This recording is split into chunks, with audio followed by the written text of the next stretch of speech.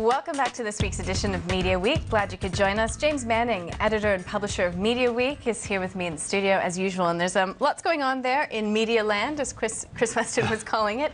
I guess one of the big stories, not only here, but right around the world, is the whole News of the World scandal. And we had more news coming from the UK. What was what really stood out to you? Yeah, what Chris said, there's still a bit of conflict about what some executives think that James Murdoch knew and what James Murdoch said he actually knew or was aware of. So it appears James will go back before that House of Commons committee and maybe give some, they'll pose some new questions. He might, expand on what he's already said. The other interesting thing this week, there seems to have been arrest of a reporter who didn't work at News of the World. I think that's the first one. He's been at the Times recently. He used to work at the Evening Standard. There's been no details about the charges or anything yet, so that seems to be expanding the sort of scope of the investigation, if you like. Look, the coverage here in the media has really died down. Do you have any sort of perspective on what it's going like in the UK right now? Is it still sort of blanket coverage there? It's still front page news, but certainly without the fever that was associated, back when you think of that night when Rupert and James were in before the UK MPs. It was just amazing scenes in London, and that's sort of backed off a lot since then. But I think the next thing we'll see is, when we get some detail of the police investigations, I think we might get some more, some more detail then. Sticking with News Corp, we do have some changes on the board. How significant?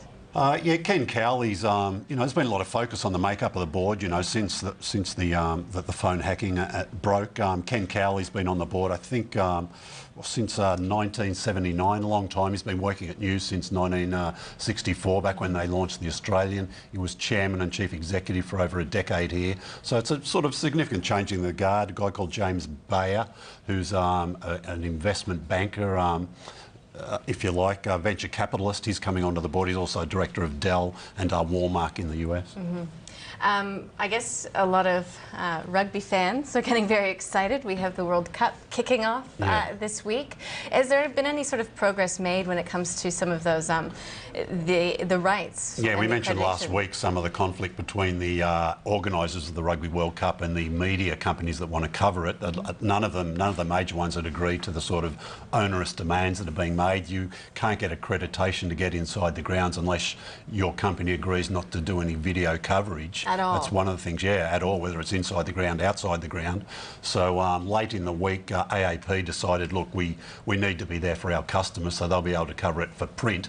But at the moment, News Limited and Fairfax won't have any reporters inside the ground, not officially anyway. Yeah. You'd expect they might be buying tickets to get in there to write about it and just sit in the stands, but at the moment they won't be in the press box.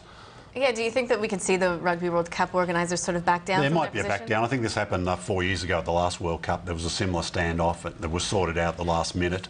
That might happen, but yet there's no sort of signs of anybody sort of buckling. Okay, let's talk radio. We do have TUE announcer Michael Smith taken off the air because of some comments that were made about the Prime Minister. Yeah, he's got this story and he's got his real bee in his bonnet about this one. It's a similar story that Glenn Milne touched on, the Australian, caused a bit of furore last week. Digs up some stuff on her past that's been on the record before, but I think there's a, TUE thinks they've got a new angle on it, but their lawyers are saying, look, we can't really go with this story yet.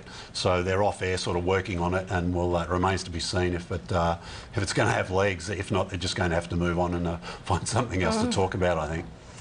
There's lots to talk about, no shortage of that.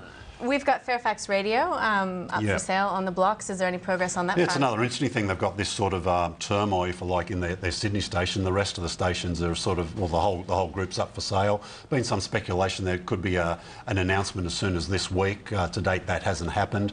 Sort of three bidders, we believe, sort of investment banking syndicate, if you like, who might sort of buy the group, then break it up and sell it off. Perhaps Macquarie Radio, but they might have trouble buying all the stations because they'd have to sell off some of the stuff, whether they want to have to do that. We believe that Fairfax is pretty keen to sell the whole lot as a package. Let's fast forward to magazines. We've got Who magazine setting a new sales record for Kim Kardashian's wedding. I guess proving that a media stunt really does work. Oh, you're very cynical. Yeah, so you're implying it wasn't really love. So bigger than the royal wedding. That was a big seller for them earlier this year. The They haven't got any exact figures yet because, you know, it only went out 2 weeks ago. It takes a long time before they get all the returns and that, but just the initial sort of sales reports they get from supermarkets are indicating it could be your biggest ever. Wow. Television, we've got a bit of a change in the drama department at 7. Why are we seeing that? What is it, first of all? Yeah. Because they're going pretty well in drama, aren't they? Fantastically well, and I think they want to sort of expand on it, if you like. The guy who's running it at the moment, John Holmes, is going to sort of step aside and take on a more creative role, so he's certainly staying with 7. Julie McGorran, who's one of the executive producers and creators of Wild Boys, which is doing very well for them at the moment. She's going to take over that role at the end of the year. And I guess as a segue into our ratings section, let's talk Australia's Next Top Model, because there was that whole debate over body issues, body shape. I guess one upside is that, you know, can't be really bad for ratings when you have this kind of controversy. Sure, yeah. I mean, I think there's probably been, you know, what are we in, about Series 7 or 8 of Australia's Next Top Model. I think every year there's been at least 1 or 2 sort of body shape scandals. This is the latest. Yeah, it gets the show in the newspapers. People talk about it and certainly helps the ratings. Okay. Brings us to our ratings. Let's take a look at them for week 36 for free to air. James, Underbelly, Razor is doing very well. Is this actually outperforming some of the other underbellies we've seen? Yeah, it seems to be. Probably not the first one, but well, in terms of the launch, because this is only episode 2, week 2 of that figure. So yeah, I guess it started off bigger. You're probably better than all of them. The numbers for 2 and 3 were down a little bit, but the first Underbelly was seen as the benchmark, but this one is threatening that. Interesting to see if it stays there. Yeah, I was away for about a month, and when I left, MasterChef was dominating, but it looks like X Factor has sort of taken up that mantle. Yeah, absolutely, it's taken over that. The first week of the auditions, I think we've seen all 4 shows made the top 10. And I think those numbers will continue through to sort of the boot camp, which is the second stage of the format. And the Sunday news show's doing pretty well there on free to air as well. Yeah. Moving along, let's get some of the subscription TV ratings, and this again is for week 36. I guess no big surprise that we've got sports in there. We do have the AFL and NRL finals football this weekend, so that's a big one. Sure, yeah. Starting off, it's an interesting times. It's the last weekend we'll have ever AFL finals exclusively for free to air. So beginning next year, new rights agreement, of course, which we've covered before. You'll be able to watch the finals live on free to air. Channel 7 will have that exclusive for free to air. Fox Sports will cover them. You'll also be able to watch them online. And we've got NRL negotiating new rights right now as well. Yep, and they sort of had some interesting data they released this week saying, look, NRL is a much bigger TV game. We deserve at least as much as the AFL got for their rights, and they're looking for a cheque of over $1 million. Moving along. $1 billion.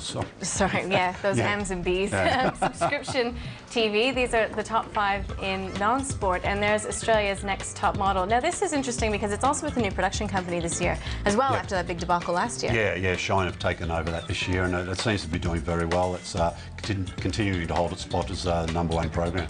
And Project Runway Australia on Arena, I guess Megan Gale is enjoying. Sure, yep. The Foxtel, as we said before, put a lot of emphasis on their, the programs they're commissioning, especially for the platform. And we could see some announcements, I think, a little later, perhaps towards the end of Next Top Model. Could be some new programs they're commissioning for next year. And Glee, I guess those Glee tragics, they have some sort of a name. I'm not really... Sure, it'll be interesting to see too if I think Rove is starting. He's coming back to television. He'll be on subscription TV platform from, I think it's Sunday week that starts. Interesting to see if he makes our top 5 non-sport program. Yeah, well, we'll be watching for that one. I know that he's on the back of cabs around the city. Sure, yeah, back of buses too, yeah. Committing a few marketing dollars to it. All right, James, it's been a pleasure having you in as usual. Thanks, Nadia. We look forward to next week. Okay. That's James Manning. He's the editor and publisher of Media Week, and that is the program for this week. Thanks so much for joining us from all the team here. Back in a moment.